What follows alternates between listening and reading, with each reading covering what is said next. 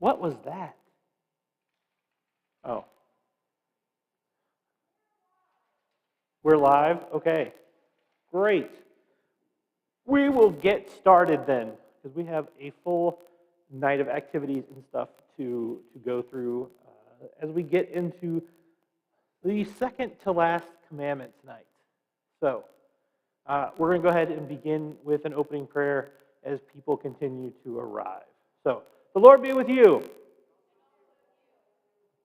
Dear Heavenly Father, we thank you for this day. We thank you for the food that you've given us, for the blessings you bestow upon us as your people, the friendships we have, the teachers that guide us, the family that support us, and the world around us that we are sent out to serve and be part of. In your Son's name we pray. Amen. Okay. Welcome. We will get started. So, what have we talked about so far with the Ten Commandments? Brandon. Nope, you shall not lie. That's what we're talking about tonight. You shall not steal. That is what we talked about last night. So, that only applies to people who are like bank robbers and stuff like that, right? No? What else does it apply to? Does anybody remember things that it applies to? Plagiarism, taking somebody else's ideas and stuff. That's another thing that could be talked about with stealing. What else have we talked about? Any other commandments? Brendan. You shall not have any other gods before me, the first commandment. All right. Garrett. You shall not use the Lord's name in vain. The second commandment. Does that mean let's see if we know. The third commandment?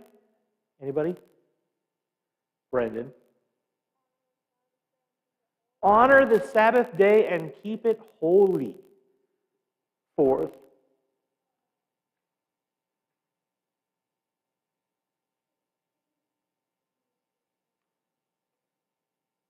The fourth is honor your parents. Thank you, Grant.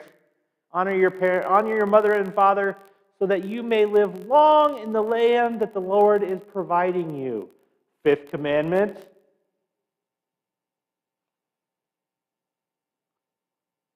Nobody.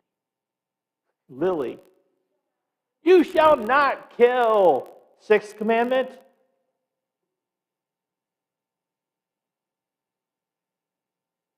Yes. You shall not commit adultery. And 7 we talked about last week, which he mentioned, is you shall not steal. So we're down to the 8th commandment, which is you shall not bear false witness. But before we start that, we're going to play a short game.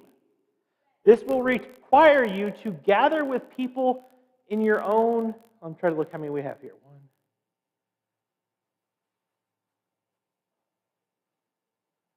Let's just do this, because how many do we have? 1, 2, 3, 4, 5, 6, 7, 8, 9,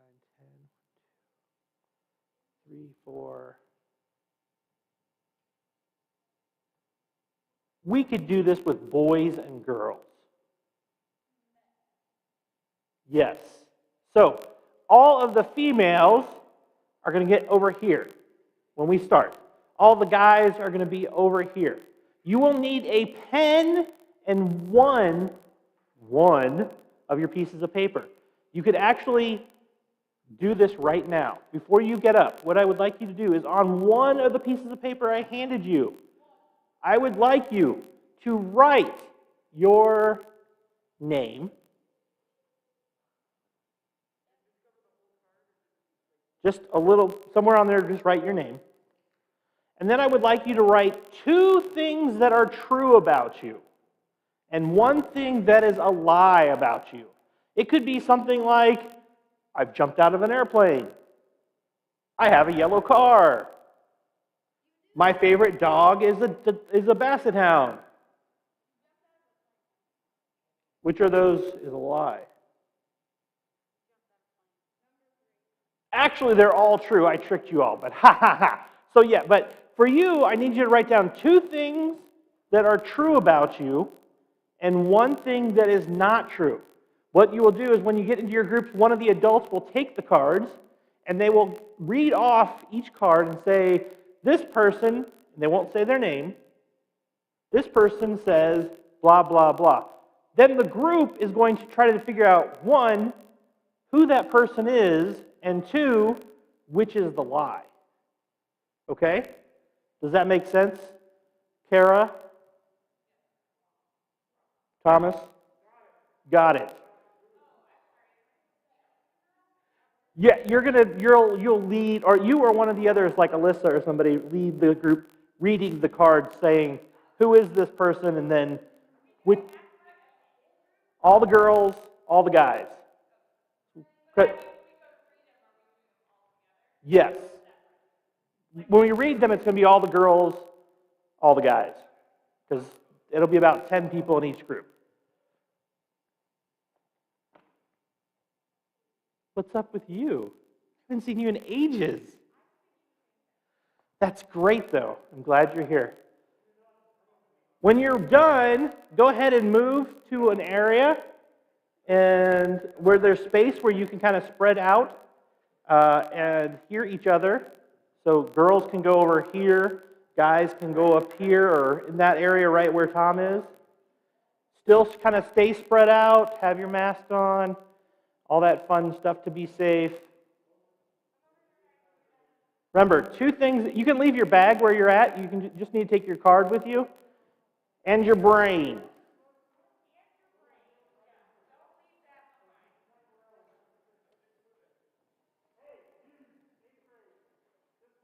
Booth people.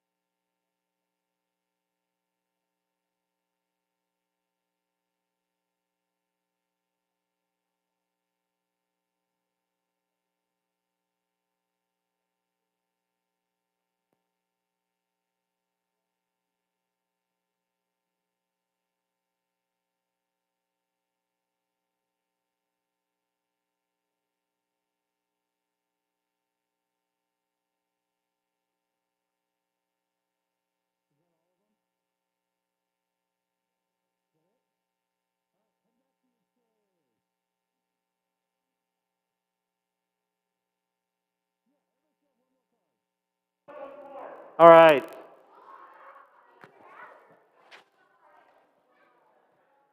If you guys are done, go ahead and head back to your seats.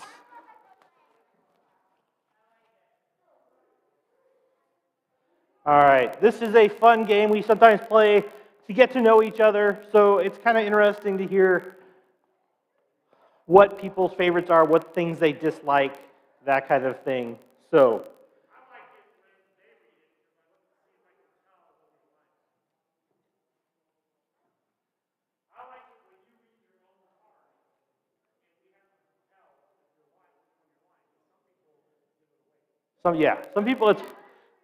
some people it's harder to lie than other people.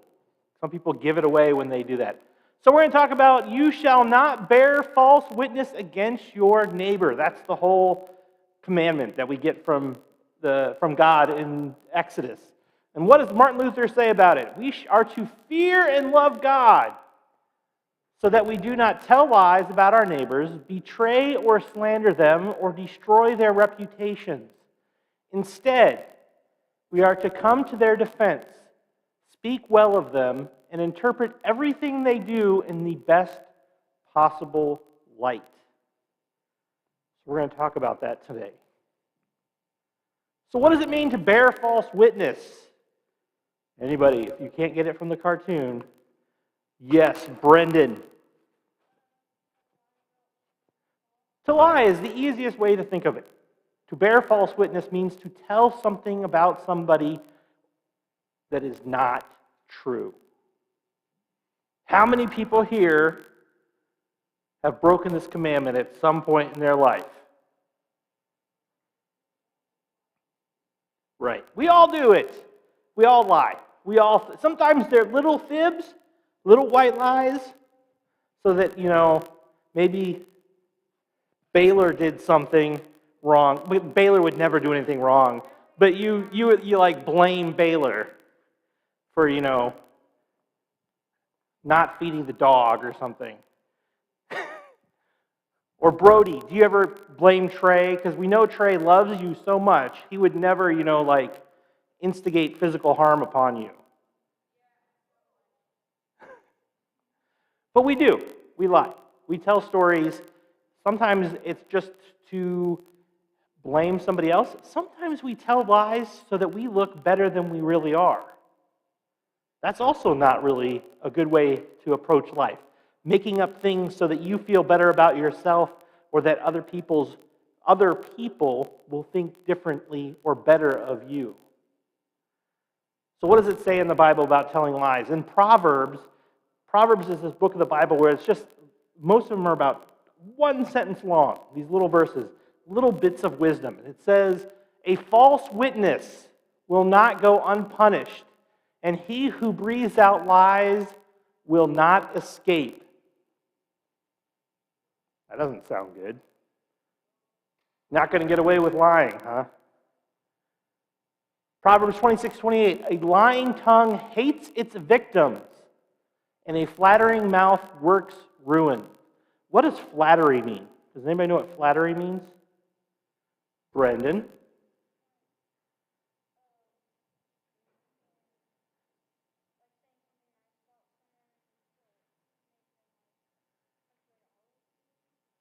Yeah, it's saying stuff about somebody to just, not because it's true. You can say nice things to you. You can talk to somebody and say, hey, I really love that dress you're wearing, or hey, you did really great in that soccer game. But then there's people who tell things nice about people. Oh, I just love what you did with your hair. When inside they're going like, that is the worst haircut in the history of the world. But some people will do that because they think especially somebody's like a teacher. Have you ever had somebody's been labeled a brown nose, right, in school? Somebody who always sucks up to the teacher, a suck up, right? That's flattery. Somebody who always acts like, oh, this teacher is the greatest, and then when they're out on the recess field or in the hallways, they're like, I hate that teacher. That teacher is the most stupid person in the entire world, right? We've seen this. It happens. Those are what we're talking about in some of these Bible verses. Flattery is going to lead you to ruin. Someday it's going to catch up with you. You're going to say something in the hallway about that teacher that you were just, buttering up to, and then you'll be out in the hallway and that teacher will just happen to walk by behind you when you say those words like, that teacher's the most stupid teacher in the world. They have no clue how to teach science. Right? Because nobody would ever say that about a teacher, right? Nobody in here, right? Lying, here's the problem with lying. Lying leads to lying, which leads to more lying. You can keep taking that on and on and on and on and on. Right? There's been times where I've told a lie, and it started out as a simple little lie. And I talked about this last week, where I would say, hey, Mom and Dad, or I would go, hey, Mom, Dad said it's okay if I go over to Chris's house. And she'll oh, that's fine. And then I have to then later lie to my dad to cover up the fact so he doesn't talk to my mom. And then I have to lie to my sister at the same time because she knows where I really went, so I have to lie about why I'm going there so that maybe she won't tell my parents about what I'm doing. These are things that have actually happened in real life. Lying, you have to cover up your lie with another lie, and it keeps growing and growing and growing. Never have I ever had somebody say, I just told one lie and it was done. Nobody ever caught on. Because sometimes the person you have to lie to is yourself when you tell somebody else a lie. Because sometimes you want to believe the lie, or you have to convince yourself that what you were saying was true, and then you actually believe that's what was true. So we're going to talk about a few of the other things that were discussed in what Martin Luther says. We get it. We shouldn't tell lies, right? Does anybody have any stories of what happens in your family when you lie? Any special punishment? No. Brandon?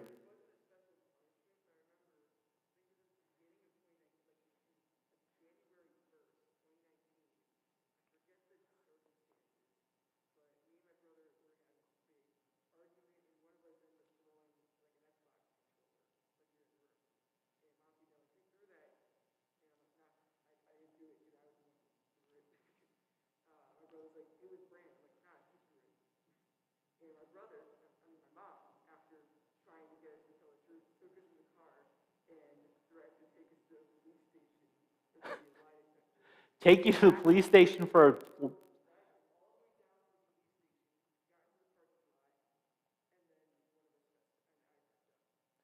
we had, when I was young, so this was way in the dark ages, I remember the time that my sister got caught lying. And my parents literally had her sit there for it seemed like forever. I thought it was 5 hours, but it was probably 5 minutes with a bar of soap in her mouth. Have you ever had a bar of soap in your mouth? Is it so terrible, right? Because no matter what you do, it just starts getting all that foam and it just sticks in your mouth and it's gross. I don't know why. I guess you thought, oh, clean your mouth out. Yes.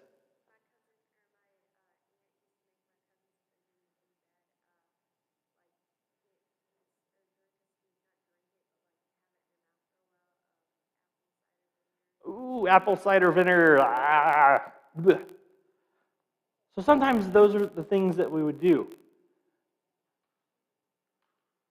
Does anybody know what the word betray means? Go ahead, Annalise. What do you think betray means?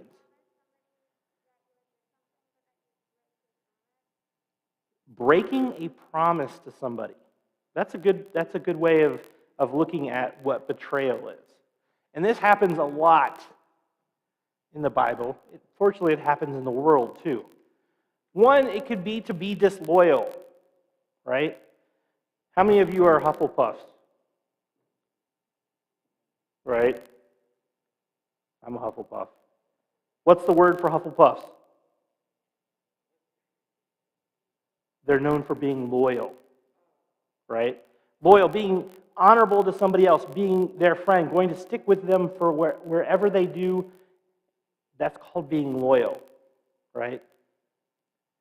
We like people who are loyal to us, people who are going to stick up with us and stick up for us. So being disloyal is betraying people, walking away from not supporting them in what they do. That is betrayal. There are stories in the Bible of people betraying other people and trying to get away with it. And it never turns out good, ever. Also, it could be to disclose information. How many of you, just by show of hands, have you told somebody that you wanted them to keep a secret and they gave that secret away? How'd you feel? If anybody wants to share, how'd you feel when they did that? Eliana? You didn't really care? Was it a really big secret? No. Annalise? You told them a fake secret? Okay. Brendan? Embarrassed? It can be very embarrassing if you tell somebody. Brandon?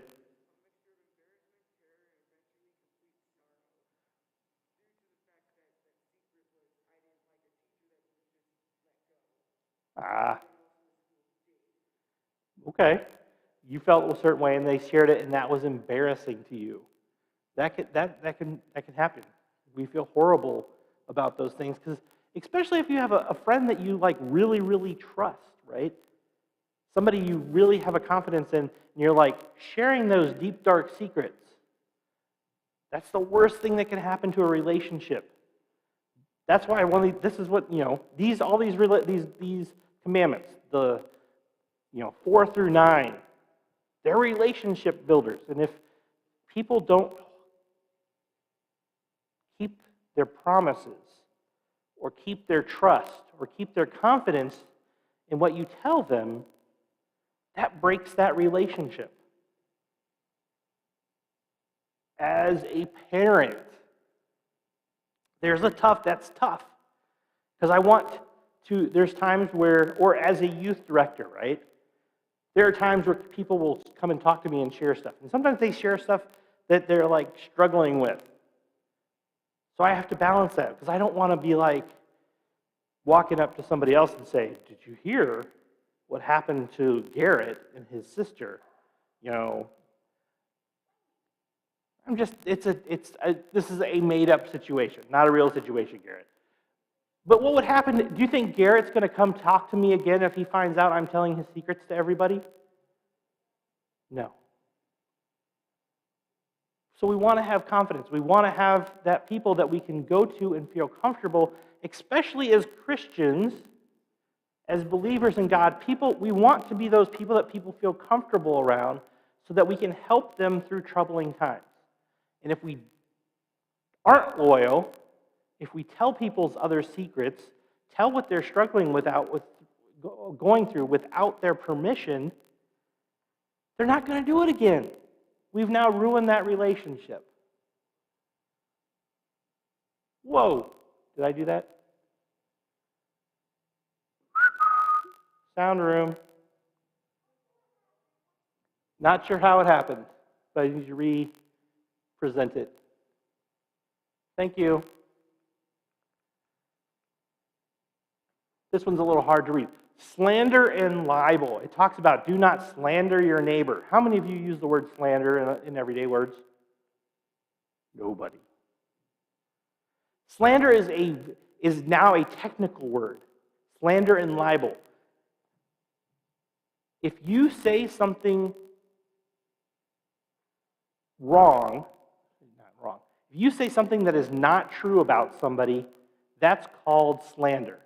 You're saying something and saying, well, he cheated on his taxes, or Lily stole $5 million from the bank. Now, she really didn't steal a $5 million bank, so I'm slandering her with my words, right? That can actually get you in trouble legally. This is not just like a nice word that we talk about in church. That's a legal thing. If you say something about somebody else or about their company, they can sue you for slander. Now, if you write it down, like a tweet, or on a Facebook post, or Instagram, or in a newspaper publication, or in a paper, and you publish that, it's now called libel. And they can sue you for that, because you're making things up about them. So we should never write things down. The other bad thing about once you write something down, especially for your age people, the things that you put out on the internet, comments that you might write on a YouTube video, you're the most stupid person in the world. That was a horrible job you did. Right? You are the worst Fortnite player in the history of Fortnite players. Okay? That's going to be there forever. It is not going away. And I hate to tell you this, not to scare you. How many of you want to go to college someday? Okay? Colleges are notorious, and employers, for going and checking what you write about on your social media. And they can do that. They can go up and look and say, oh, Jackson wrote this really bad thing about his previous boss on his Facebook page when he got fired. Not that you'd ever get fired, Jackson, because you're the most wonderful employee in the world. Do you think somebody else is going to hire you if you did that? No. Schools, they look for people who are trustworthy. They want people who come to their school who have good behaviors. They don't lie. They don't make things up. And so if you're constantly doing things like that, they see that. And they may say, no, you know what? There's this other person who we'd much rather have as a student at our college. I've heard of this actually happening. People not getting into schools, not getting jobs because what they posted. People losing their jobs by what they post on social media. Everybody gets angry. Sometimes we post mean things that may not be completely true. Don't do it. For your own good, don't do it. It will haunt you. I know for most of you are like, I don't even use social media. Probably at some point in time, you will.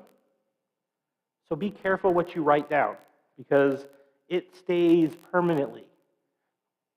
My worst fear was, when I was in high school, was that I would write something down on a note and somebody would actually find that note before it ended up in the trash can. You all have to worry about, because most of your communication is via text or group chats or Discord channels or whatever. If you put stuff on there, it's going to be there forever, folks. So just be careful. So that's slander and libel. We kind of talked about this. Martin Luther, way back 500 years ago, says, don't destroy people's reputations. How many of you are, most of you are in middle school, some of you are in 6th grade. How many of you have seen somebody try to destroy somebody else's reputation in your classes? Right? Did you hear about so-and-so? They did such and such this weekend. That person is the worst baseball player in the history of baseball players. He completely sucks. Right? Martin Luther, 500 years, this was a problem 500 years ago. This was a problem in the time of Jesus. This has been a problem since the beginning of time, when you had two people, Cain and Abel.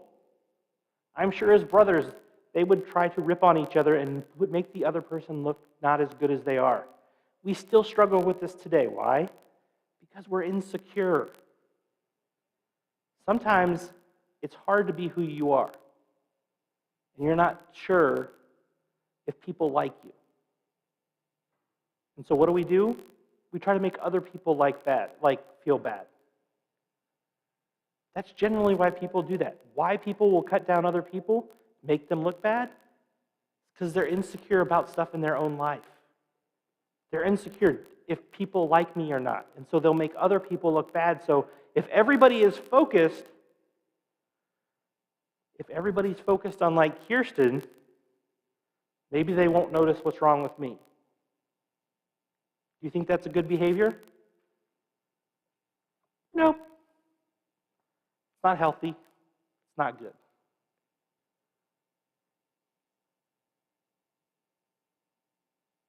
Here's an interesting thing. In a recent study, they found that 71% of all adults get their news from Facebook, which probably is not the healthiest form of place to get your news from. They also did more research, and they found out that 44% of the adults could not tell fake headlines, news headlines, from real headlines. They literally said, here's some headlines from Facebook, tell us if they're real or not. 44% of the people couldn't tell the fake ones from the real ones. False information. We live in a world where there's tons and tons and tons of false information out there.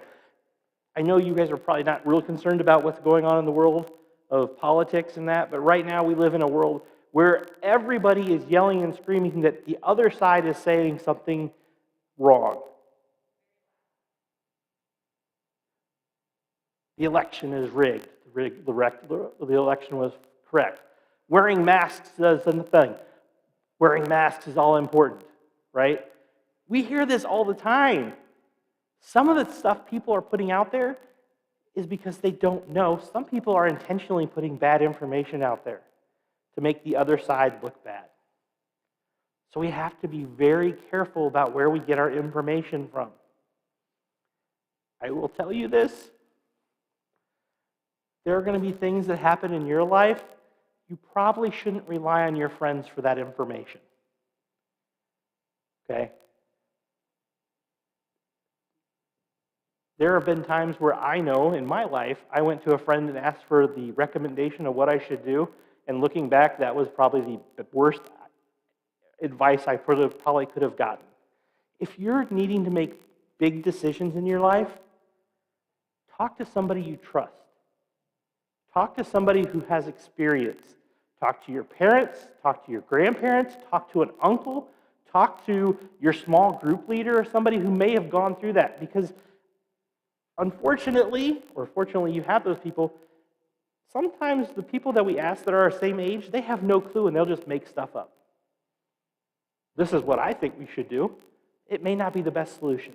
So if you're really going to have to make a big decision, find somebody who has a little bit of experience in life.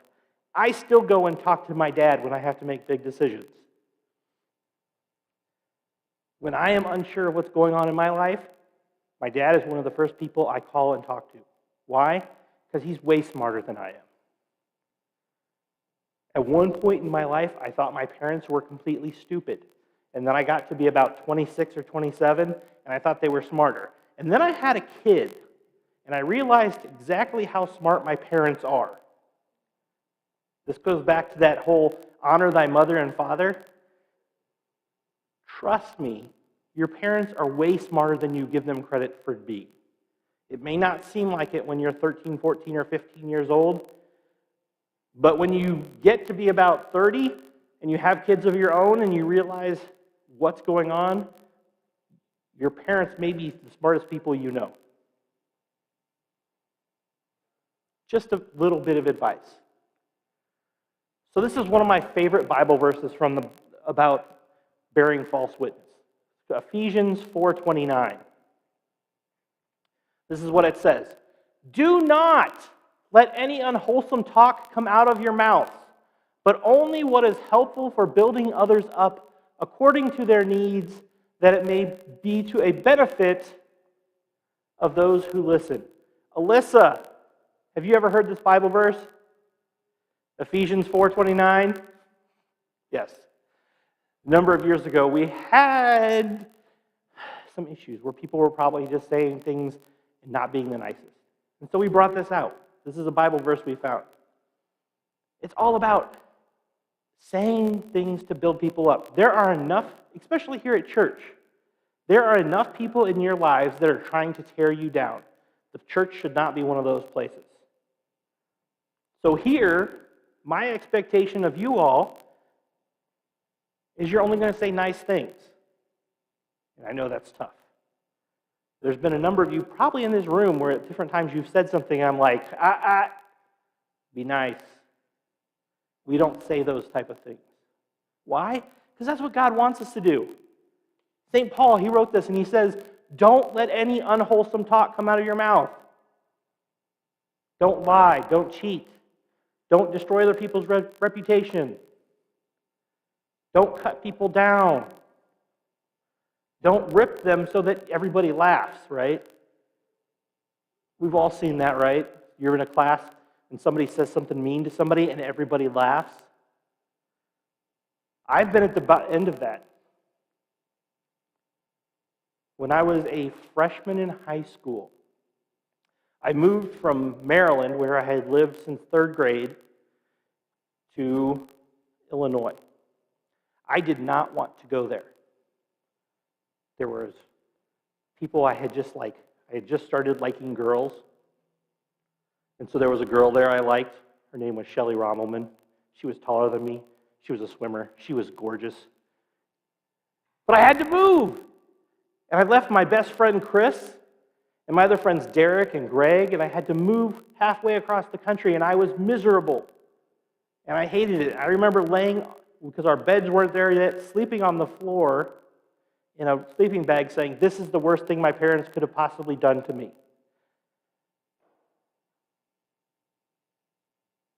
And I went to school. I didn't know anybody. And I went, and finally after about 3 days, these guys came up to me and they're like, hey, you want to sit with us? I was like, sure.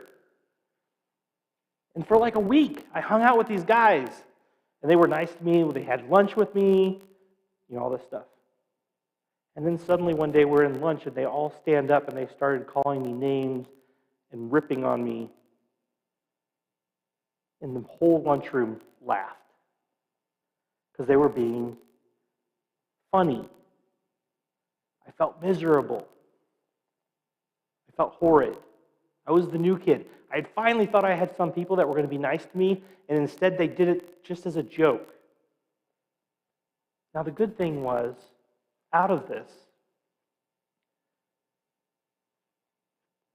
another friend came up to me and says, hey, you can come sit with us. And he ended up being my best friend throughout all of high school. But it happens. We don't want to be those people. God gives us this commandment so that we're not those people. We're the people that go to people and pick them up off the ground when the other people stomp them down. We're the people that stands up for those people when people are trying to push them away or make comments about them that aren't true. That's what God wants us to do. A few weeks ago, we talked about you shall not kill, and that was the night we had no videos because YouTube was having all kinds of issues. And so this is one of the videos I wanted to share with you on how to stop a bully. Because bullying is not about, and he'll talk about this, isn't about beating people up. Bullying is about tearing people down with your words. So we're going to watch this.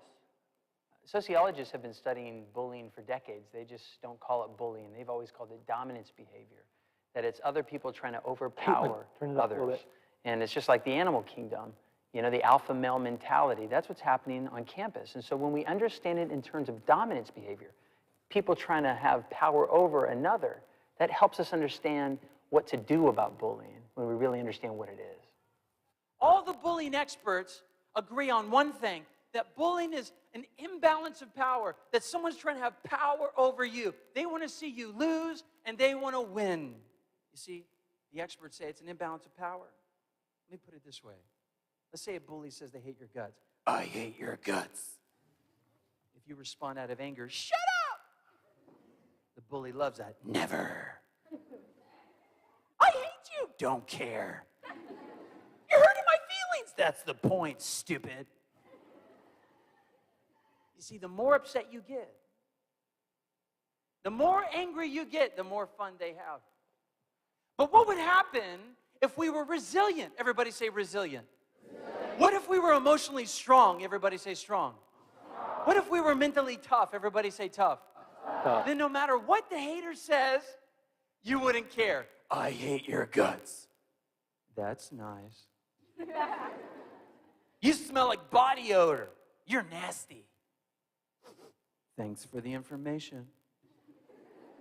Your face is ugly. You have a face of an angel, sweet cheeks. Okay, maybe that was too far. But how awesome would it be if you, the victim of relentless teasing and taunting or bullying, decided to not get upset, to have tough skin, to allow the hateful, mean words of others bounce right off you and not care what the other person says? See, some people say, well, Brooks, doesn't a person have to have a high sense of self-esteem to be able to do what you're asking? Don't they have to have, self-confidence or a high sense of self-worth? No, they don't. If you explain to students that bullying is nothing more than a game about winning and losing, and that the way that they can win is by not getting upset, and the bully will lose. And when people lose, they don't like playing the game, so they'll leave you alone. When you explain that to a student, it's simple, it's concrete. It's not abstract, it's not ethereal, it's not complex, it's simple. Don't get upset no matter what they say. I'm not saying it's easy, but in logic, it's very simple. Now, it's important to know this. When I say bullying, I'm only talking about when someone's hurting your feelings. If you can understand bullying in terms of someone hurting your feelings, then the solution is very simple. But some people think bullying is more complex than hurting your feelings. They think bullying is like violence. Let me make it very clear. When I say bullying, I'm not talking about when someone punches your face. I actually believe that, you should get upset if someone punches your face. That's not bullying. That's called assault and battery, okay? Don't just stand there. It's all good. No, dude. If someone straight up punches your face, get upset. Why? Because that's a crime. That's not bullying. It's a crime. And crime should be punished. And if you ever feel like your life is in danger, you should be protected. You should reach out for help. These are social skills that every human needs to learn because there's mean people all around us. There's jerks everywhere. I've discovered that when you empower kids to solve their own social problems, 3 things happen. Number 1, they grow in self-esteem, they grow in self-confidence, and they grow in self-worth. All 3 words have one word in common, self. You can't do it for the kid, he has to do it for himself. And only when he solves the problem for himself does he grow in self-esteem, self-confidence, and self-worth. And that's what we should be doing.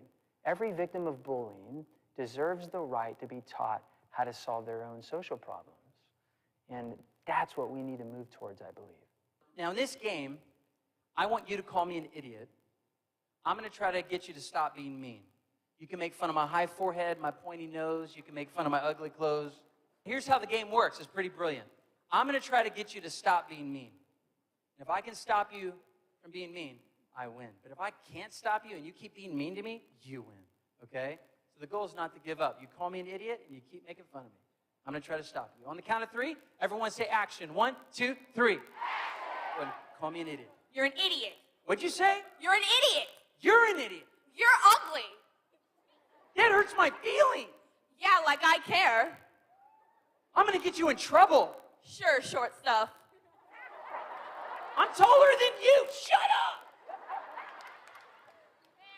You call me an idiot one more time and I will windmill kick your face. Like I care. Like you could do anything in those clothes. These clothes are freaking awesome, okay? Sure, plaid and sweater vest. Oh, you have eyes. You can see. Stop being mean. I hate your face. Stop being mean. I hate blonde people. All right, give her a big hand clap. She did great. All right, now hold on. Good job. All right. I tried to stop you. I couldn't. You did a great job. We're going to play one last time. Same rules. You can call me an idiot. I'm going to try to stop you. Don't let me stop you, okay? You keep being mean to me. You think I can stop her? No. All right, I'll try. Here we go. On the count of 3, everyone say action. 1, 2, 3. Go ahead and call me an idiot.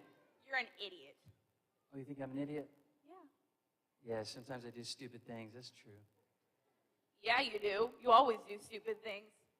I know. You're so smart. You're so lucky. Yes, I am. You're awesome. Thank you. And you're not. I know. We established that. Cool. Look, my happiness is not based on whether you think I'm cool or not. I'm going to be happy even if you hate my guts. Okay. And I'll always be nice to you, sweetheart. Okay. No. Isn't she lovely? Thank you. You're welcome. I won. Give me a big hand clap. That was awesome. Sociologists have been studying bullying for decades. They just don't call it bullying. They've always called it dominance behavior. Yep. That it's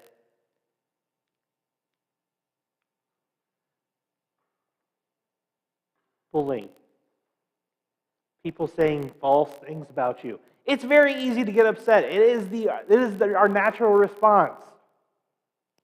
But you kind of saw that girl, the first time she just kept coming and coming and coming and coming. And the first time somebody said something nice, he said something nice to her, she didn't know how to respond. Because it was not what she was expecting. She wanted him to get mad, right?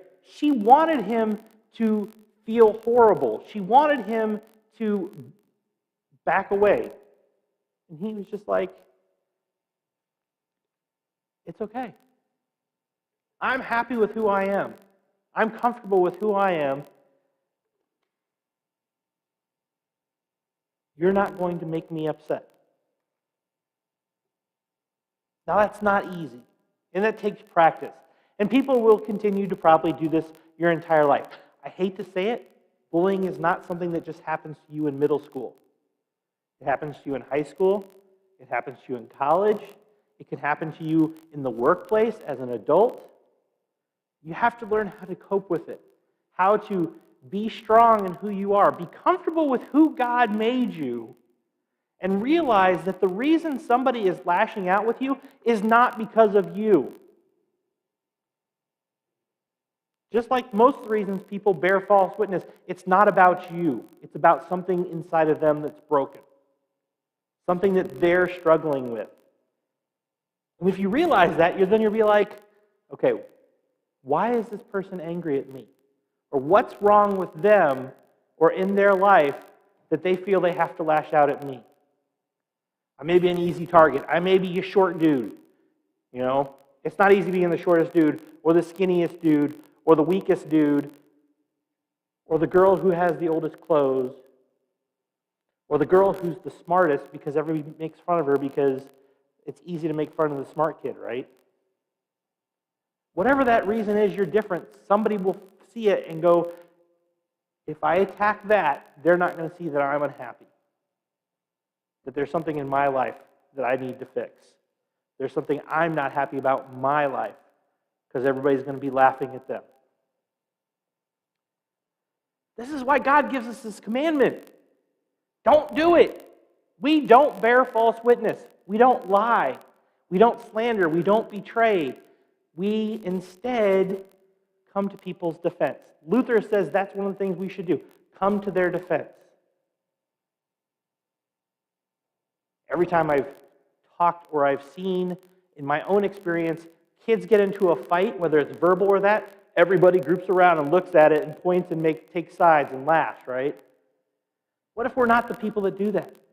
What if we're the person that goes up and stands for that person and says, you know what, this isn't cool. Yeah, they might come after you too, but if you're comfortable with who you are, it doesn't matter, right? And you showed at least one other person that you're comfortable with who that you are and that you're okay. You're telling them, I'm going to come help you because you're okay. God made you okay, just like He made me okay. We all have our things. We all have our issues. But this is why God gives us this commandment, so that we come to the help of other people. And we speak well of them, even when they're not our favorite people. I will even admit there are people that I still to this day, unfortunately, fall into that gap where I will say stuff. I know. I will be like, why did that person do that? Why does that person always do this or that? And usually I go back and I'm like, that was not nice of me. Because I try to want to do this. I want to speak well of them. Because we all have bad things. There are lots of things, if you talk to my wife or my daughter, that I do wrong. Okay? I will be the first to admit it. I am not the best about putting my dirty dishes down in the down in the kitchen. Okay? There are lots of things I do wrong. I will admit that. So it's not really cool for me to point out every bad thing that somebody else does, right? Until I get my stuff. There's a Bible verse where it says, do not focus or point out the splinter in your neighbor's eye unless you've dislodged the log from your own. Right? Don't go pointing out the small things that other people do wrong when you have big issues of yourself. Take care of your own stuff. Fix your own problems. Fix your anger. Fix your frustration. Fix your sadness. Fix your anxieties. Work on those things before you go around pointing out the other things, the little things that other people do wrong. This one may be tough. This is probably the one that a lot of people have the hardest. Especially in a digital age. How many of you have ever read something on the internet, or a text that somebody sent you, or a chat, in-game chat or something, and you read it and you got mad because you thought the other person was being a jerk? Nobody? Okay. You probably don't communicate as much. There have been times where I've gotten a text, even from my own wife, where I read it and I was like, is she being sassy to me? Or I play games online, and there are people who literally will post stuff, and I'm like, why are they being such a jerk? Or I've had other people get mad at me because I posted something, and I'm like, I wasn't trying to be mean. God wants us to interpret the things people do in the best way possible. There are times, I'll admit, some of the people in this room, actually just two people, I play Dungeons and Dragons with a few of the people in this room. Sometimes, as the Dungeon Master, they do things that I completely don't understand why they do it. And it sometimes frustrates me. But I have to realize, well, let me just stop, take a breath, and see why they might be doing these things. Give them that opportunity, give myself an opportunity to listen further so that they can explain to me or show me why they're doing the things they do. If immediately I blow up and get like, well, that's the stupidest thing you've ever done, Brandon, because he's one of the guys I play with, right? If I did that, how would you want to come play? Would you want to be my friend anymore? No. But if I stop and I say, can you tell me why you're doing that instead? Or can you explain it a little bit better so I can better understand? Then I salvage that relationship, and then we can keep playing, doing the thing that we love. But if I look at him like, oh, dude is clueless, I'm done, I'm going to make him feel like an idiot, that ruins that relationship. So we need to interpret what people do in the best light possible. That includes your parents. They're going to do things that upset you. They're going to do things that you don't understand. Look at it and say, okay, my parents love me. Let me try to figure out why they're saying this, why they're doing this, why they implement this rule so I can better understand. There's got to be a good reason. And honestly, if you still can't figure that out, go ask your parents. Why? Why do we have this rule? Why did you get upset at me about this thing I did? They might get a little odd, why are you asking me this question? But it's better to try to figure it out and try to see what they're doing in the best light. Or just go accept the fact that your parents love you and they want the best for you. You might not understand at the moment why they're doing it. And just say, okay, I'll go along. Because I can tell you from experience of 47 years, 47, that a lot of the stuff I didn't get when I was younger, I get now. I see why my parents did it. I see why my siblings did things that they did. And I just wasted a lot of time in my life getting angry or upset or not respecting why people did things because I didn't interpret what they did in the best light possible. Knowing that they love me, knowing that they care for me, knowing that they really want the best for me. This is the heart of this whole commandment, which on the surface looks like just don't tell a lie. It's about bettering the relationships that we have with each other. So, that being said, we are about to go downstairs or go up here for our small group time. You have one more card that I left you. Next week is our question and answer session, where you have opportunities to ask questions of me, and my friend Lewis will also be up here, so if you have questions for him, if you have questions about the Bible, you have questions about why we do things as Lutheran, about our faith, about me personally or Lewis, we would be happy to answer those. If it's even a question about something we haven't even talked about this year in the Bible and you want to understand, we had some great questions come out of the 8th graders about what is this whole creation story about and why does it not make sense? We're going to talk about that next week. So if you have questions, write one down. I want everybody to write at least one thing they have a question about in life, because if you have no questions, that's just wrong. You should have a question. You should have questions about life. You should want to be knowing more about life and your faith and those things. Yes, Annalise.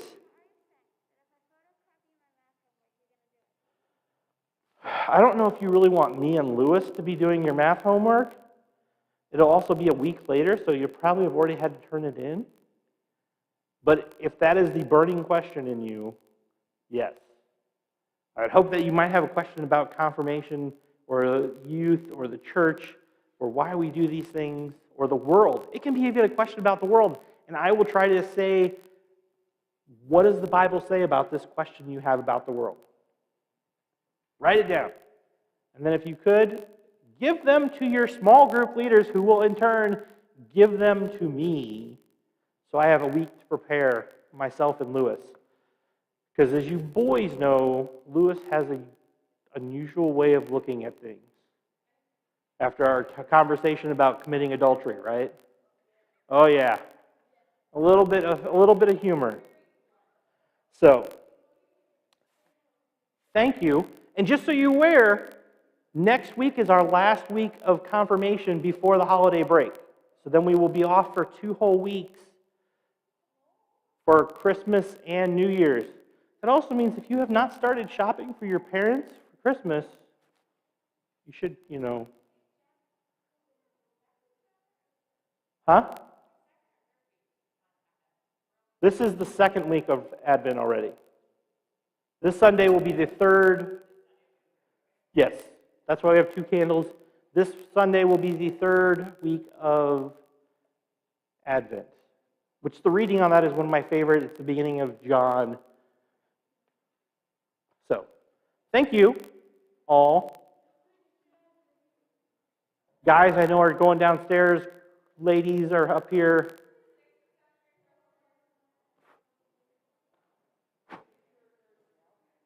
If you really want to, you can give it to me now. I would gladly take it.